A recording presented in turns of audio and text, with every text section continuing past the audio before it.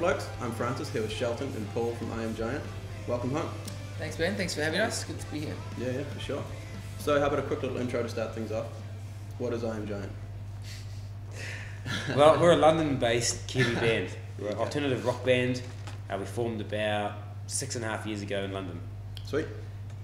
So despite being based overseas, do you guys still consider yourselves like a Kiwi band? Absolutely. Yeah. Yeah, sure. I mean, even over in the UK, we get a lot of expats coming to our shows and, Yeah, sweet.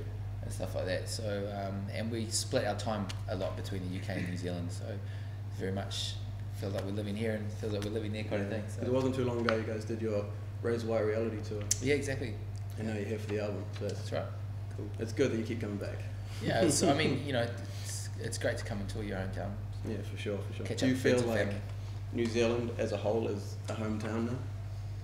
Well, it always has been a hometown, really. Yeah. It's been doing this for a while. I've been touring bands for over 10 years now, so very lucky to get up and down the country a Yeah, lot. for sure. So I've got friends and family all the way, you know. So yeah, it's good. Sweet. So how do the Kiwi crowds compare to those that you play internationally? I'd say that they're probably the most high energy and animated of all our fans. Yeah, like we'll play shows in London and you can hear the Kiwis coming up the road, and they go crazy. Yeah. I think that the London people in the crowd are kind of a bit like taken aback Yeah. as maniacs. Yeah, But it's good because So they you can know always how to spot the party. Kiwi in the crowd, like, there's one, there's one. There's usually a big group of them. Oh yeah. Yeah, even in Germany, we've noticed a few of them like that. Yeah, the dead giveaways when one of them says, Shelton! Shelton!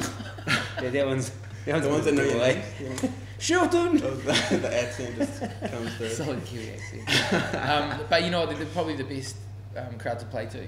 Yeah. I've played, you know, in lots of different places around the world, and they're definitely the most animated. Probably to do with the drinking culture, but yeah, you get like decent proper mosh pits coming down. Yeah. This part of the world. You That's know? always good. Whereas in places like Germany and stuff, they might be a little bit more reserved. Yeah. Still love it, absolutely get like Yeah, yeah. packed rooms, but they don't stand on each other's heads and stuff. There was some young guy at our JB Hi-Fi install the other day, and we were like playing away. And everyone's like, you know, as an install, so everyone's nice and calm. Yeah. And this young guy just erupts. He just smashes into everybody and long hair going everywhere, and then he just goes back to standing there.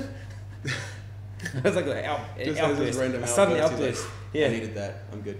As you were. So when did you guys sort of feel like that you were really making it as a band? Was there a specific moment? Or? I'm not sure that you ever feel that moment. I think that like we just notice we're getting more and more fans in different parts of the world and stuff. Yeah. And I mean, this time around with this album, we've obviously noticed that, you know, we've established ourselves over here, and there's a lot of support for us, and I mean, we're really grateful for that. Yeah, for sure. So you're always kind of continually setting bigger goals. You know, your first one will be like get a record deal, and Yeah. next one will be like get some songs on the radio, do a video clip, play some big gigs, get some tour supports, and you just constantly kind of building it. So you Take never a really risk, feel yeah. that you've like got somewhere and you're like, oh, that's it, put my feet up. Yeah. That's what it's like with music. You always just got this burning thing inside you. You just Keep want taking to, that yeah. next step. It's like a drug, you know. You want something else to keep it all happening. So, but I mean, yeah, we're really stoked with where we're at and where we're going. You know, Yeah. there's a lot more to do and a lot more ground to cover and a lot more places to kind of play and perform and stuff. And we'll continue to do that. You Yeah, know, wicked. Just keep on working hard. More albums to come. For sure. That's awesome. I didn't mean to say it out loud, laying my affection all over the ground. So you guys have just released your second album, Science and Survival. Sophomore album. Yeah. And it's sick. It's real cool. Thank you. But what was the sort of story behind or reason behind the title? Because it's sort of a thought-provoking title. Really, it was a line that we pulled out of one of the song lyrics. Okay. First song on the album is called Echo from the Gallows, and the line actually goes, this collision, just passing by this collision of science and survival. You know, there's a range of themes throughout the album, but we just like the science and survival. I think that we felt that it applied to where our band's been at for the last few years. You know, as with like, you know, the science of surviving as an artist Yeah. in this current climate, and Yeah. maybe any climate actually, just being an artist and you know. So Yeah, sweet. yeah. That's cool. So what would be each of your favourite songs off the album, if you've got any? Oh man, it's hard because there's different. You know, there's ones that are really fun to play live. Yeah. There's ones that I really enjoy recording. Ones I really enjoyed listening to. So I mean, I love playing Minefield and Echo from the Gallows live, and I love listening to Silhouette and Bought with Ignorance, Solidarity. Sweet. So I kind of cheated there, and it's 4 songs. It's almost half the album. It's alright. It's alright. I said songs plural, so it's all Yeah.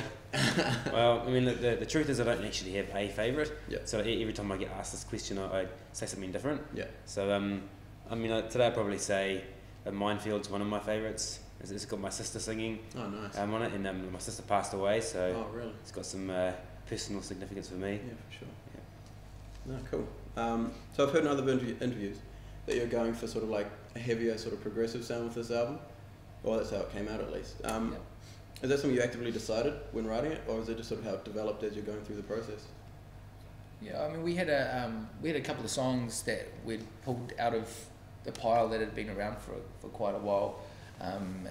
For example, The Transmission was actually the second song we ever wrote after City Limits, so that had been sitting there for quite a while. Yeah. And we just wanted to progress as artists, and we were definitely feeling that a bit of a heavier vibe, and Paul and I had definitely had discussions about it, and it just kind of came out naturally though when we were writing. But there was definitely an element of, it was a conscious decision to push it, and I think we're really enjoying where we're at the moment with the sound kind of, I mean, it's still very much I'm John, it's still the same guys, it's not like someone's going to put on the record and be like, who's that band? It's still us, but there'll be flavours and moments of the album that'll, you'll go like, oh wow, okay, they've gone a bit more further down that path, so. Like, I mean, we're from like kind of heavier backgrounds as well, and like, so we love our heavy stuff. Like, we grew up listening to like obviously Metallica and Pantera and things like that. So it's not as heavy as like Pantera by any means, But normally we have like a range of songs, a whole lot of songs. We just choose the ones that we think go the best together. Yeah. And the track Silhouette, like we just felt that the album needed that. We had all these really cool songs. We really liked the songs we had, but we just felt we were missing like just Silhouette. So we sat down and wrote that song to finish off the album. So like we already What's the last song we wrote, wasn't it? Yeah, like we already had like this 12.5 minute sort of outro epic. Like it had all this, it's got like time signature changes and stuff in it. We already had all that like from way back, and we're happy with that. But and that song actually started as a soundcheck jam. It was just a soundcheck jam. It was actually only going to be an interlude. Yeah. It was, we're only planning on it being like a 1 or 2 minute kind of ISIS-esque sort of interlude, and we ended up showing up producer Forrester, and he was like, man, this is a song. I think his words were, where's the lyrics? Australian. Yeah. What? Sorry? Where's the lyrics? That's a song. we love Forrester. He's an amazing producer. Yeah. He's the reason the album sounds so massive. Yeah. Very clever guy. There's so many layers He to makes it. that. Yeah. So it's very much a talent. We're pretty lucky to work with him. Second time we did the Horrifying Truth as well. Yeah. So you guys seem to love making music videos. You had like 6 for the first album, about 6 anyway. And you've already got 3 out for this one, or almost 3 out. It's really hard work to do music videos. It's full on days. We actually just recorded one for The Transmission, which hopefully you guys will be able to play, in Berlin, and we were in London. We had to drive over. There was a small window that we could use this director that we really wanted to use, become one of our friends now, and we first met him when he'd done the Razor Wire Reality video, which was the first single of Science and Survival. So we caned it out to Berlin in the van because we had all the gear. It was an 11-hour drive, and we arrived at the hotel at about 11 at night. We were in bed by midnight, and then we had to be in the lobby for lobby call at 3 a.m. We had to be on site at 4. It was like another hour drive, and set up and be performing at 5 to catch the sunrise. And we were all tied up by about probably 10 o'clock. Yeah. And then back in the van, and we're off to we actually shot another video clip that day, but I'm not going to spoil that. So there is something cool coming in a few months. Yeah. No, sweet. So how many do you think we can expect? That'll be 4. Yeah. Like I'm not sure if we'll do another one. We'll see how things go. There could be like another single later on down the track. Yeah. It's interesting because the label and stuff and radio, and if they, there's sometimes there's songs that they'll pick that you wouldn't expect to be a single. Yeah. So we just got to kind of trust some of those people that work with us. Yeah. And if they say, hey, that's a single, then okay, sure, let's go with it. So you wouldn't even know, they could pull out another one. People could say, hey, that song, that'd be a great single. Yeah. We've got to do a video Sweet. and stuff like that, and radio edit, and yeah. No, I really look forward to catching them. Yeah, cool. Thanks.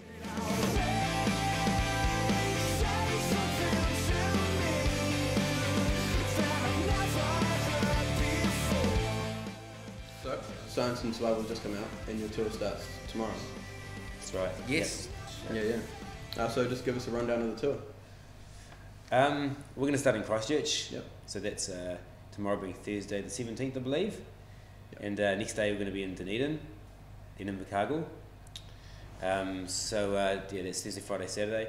The following week we're going to start off on a Thursday in Palmerston North, then Wellington, then New Plymouth, then Owakuni. Yeah. So you can get all our dates. I'll probably mix the names up, eh? So you can get all our dates on iamgiant.com. I was going to say, that's pretty, I was like, I didn't know where we're going. Well, I know where we're going, but I get lost along the way. But we did the whole country pretty much. Yeah. Starting South Island and then coming back up. So the last date's the 2nd of August and at the power station, which we're really looking forward to doing. And then we head over to Australia and we're kick that off in Brisbane, Perth, Melbourne, Sydney. I think then we've got a couple of weeks off in the UK, and then we kick off our European tour. Takes us through Germany, Poland, Switzerland, Austria, Netherlands, and then maybe I think we're looking at American dates at the moment for October, and then we'll hopefully have November off, and then we'll probably be on the move again. But our agent always chucks a few surprises in the mix. So I think we're looking at being pretty booked up. We've got a few penciled in dates right up to around about March. So, sweet. But we'll definitely be back in New Zealand, hopefully early next year. Nice. On September the 4th, we're playing in London. We're supporting a band called Lonely the Brave. So if you get a chance, check them out because they're doing quite big things in the UK at the moment. Yeah. And so we're going to support them in the UK. They're going to support us in Poland. Oh yeah. So any expat Kiwis in London on the 4th of September, come along and go crazy. You mentioned that power station gig. You've got 75 to Stacey supporting you in the South Island, Echo Park for the bulk of the North Island. Yeah. Not for all of the North Island. Yeah. Then you've got this massive sort of festival type show at Power Station with so many bands. I was just wondering, what made you guys decide to do this, and who should I thank? I think that probably thank me. Yeah. Because cheers. obviously I'll be the oldest guy on the bill, and I think that all those young guys in the other bands, like the guys from Villainy and Sam Brown and all that, I think that they probably look up to me. So yeah. I see you guys there. It's we did actually kind of think of the idea of maybe putting on some sort of little festival. I mean, we like to try and get as many people involved in our tours as possible. It's a small community, the rock community in New Zealand now. It's getting smaller and smaller. It's hard to to survive as a rock artist really in this day and age. I mean, there's a lot of platforms to push pop music and stuff like that out there. So anything we can do to kind of try and bring everyone together is what we're trying to do, and giving opportunity to support bands for young up and coming bands to support us on tour. I mean, we've always done that for years stuff. now. We just I mean, even for us, overseas touring in some of these countries now, for us to get a break. Like Paul even mentioned, to be doing this Lonely the Brave support in London is going to be bigger than what we probably would have done ourselves. So it does mean a lot, because you get in front of thousands of people, and then even if 10% of those people go out and buy a CD, and that spreads, and buy a T-shirt, and then next time you play, it's bigger and it's bigger. So we hope that will happen to some of the bands that play with us here. But I mean, the Villainies and the Black River Drives and stuff, they're already well established. Yeah. Oh, it's just going to be great to have a really strong rock lineup. Yeah, that's massive. Yeah, and they're all really great bands. Yeah. And, Oh, cool. All right. So, do you guys have any pre-show rituals? Just get pissed. We really don't. We really don't. I mean, whenever anyone comes in for one of those little hug things, we'll do the odd, get off. I don't really like it, eh? You don't have that chant, that chant at the start. I don't really like the whole hands on me. Get away from me. Just smash a few beers back. Don't get too crazy, but maybe a couple of whiskey shorts before stage just to kind of get in the vibe and warm up. Yeah. Have to warm up. That's it, eh? There's nothing really to... I was actually trying to think of something really awesome to say. I'm fucking really worried because I can't actually remember doing anything before any gigs. I was just thinking, what have I been doing before all those gigs? Sleeping, mate. So, Paul, come on, stage. You're on in 5, come on. Yeah. No, it's an interesting environment. You kind of don't realise it, like backstage, like before you take the stage, you do kind of go into a different sort of mindset, I guess. So it's hard to have full-on conversations and stuff, like if your mates are around and having a beer with you backstage, and they like might start talking about, you know, the football game or the weather or something like that, and you have to cut them off. Well, no, you're just kind of not there. You just look at them. You just go. Like, our sound guy Brandon, he always goes. At some point, he always goes, "You're right, Paul." And I was like going. Like in your little pre. I think it comes from when you're young and you go to do your gigs when you're young and you're really nervous when you're young, and so you're in this kind of, you know, like kind of hyper state. So it's like, definitely the bigger the shows. Yeah, like we've been doing it quite a long time, so we don't really get that. I think it's just kind of unnoticed, maybe kind of still. I don't know. Like I just told you like about 3 minutes ago that I can't remember doing anything before the gigs, so I don't know. So what? All right. What's the weirdest thing that you guys have seen at one of your shows? The weirdest thing. Yeah. What do you got? This is a different. I can't actually say that on camera. It wasn't really weird, but like I fell off the stage, in Napier, and I knocked the PA rack over. And as I was falling, I thought I can still save this. And then like I hit the PA rack, and I thought it's not over yet. And then all the sound went off, and I thought. It was a weird stage setup. It was like the back of this bus on this kind of festival thing, and I kind of saw Paul go like that way, and I thought, oh, surely he's going to be alright, but he actually went completely off the stage, and I saw his legs like horizontal in the air, and then I heard this like that, and my first thing was to kind of see if he was alright, and then I just burst into laughter, man. I actually had this. I stopped, and I had to get on one knee, and there's his story, because like the way I saw it, I was sitting on the ground, and then I saw Shelton walk off the drums, walk up to my former position on the stage, go down on his knees, and then just sit there howling with laughter at me. That's what I remember. Okay, that's actually what happened. Jason done the same though. He was cracking up. Everyone was laughing. Everyone in the crowd was because he was alright. We were all just a bit pissed. It was great. It was good fun. There's been a few of those. I'm sure you fell over again somewhere before recently. No. Okay. You just seen me fall over a few times during the years. I remember the time in Glastonbury you fell over. That was amazing on the top of the hill. That's good. And then in France, walking down to the beach. That would be the 3 times. Alright. That's all 3 of them, okay? It's really bad when you laugh at that sort of stuff. But I know that everyone out there, I know that you do that. You do that. You see someone kind of trip up and you're like, as long as they're right. I'm not that horrible. Alright, and so to sort of wrap this up, what would be your blokest trait? It's a hard one. Shit. Well, okay, have you got a list of blokey traits we can choose from? What, like scratching your nuts or your ass or something like that? Like, yeah, there's something that trait? You do. Like, well, obviously a woman can't scratch your nuts, so don't do that often, but I'm sure it happens. I've probably got one of those like middle-aged bloke traits of like, you know, telling everybody what to do, telling them how to park and all that kind of thing. Like, oh, what are you doing? No, get your car in there. Oh no, straighten it up. No, straighten it up. I probably do that. Yeah. Do I do that? You've been doing that for a long time, mate. No, joking. No, sweet. Well, thanks, guys. Hey, thanks for having us, man. Awesome. Thank you. Good luck for the tour. Cheers, mate. Good luck for the rest of the year. Thanks very much. And we'll catch you later.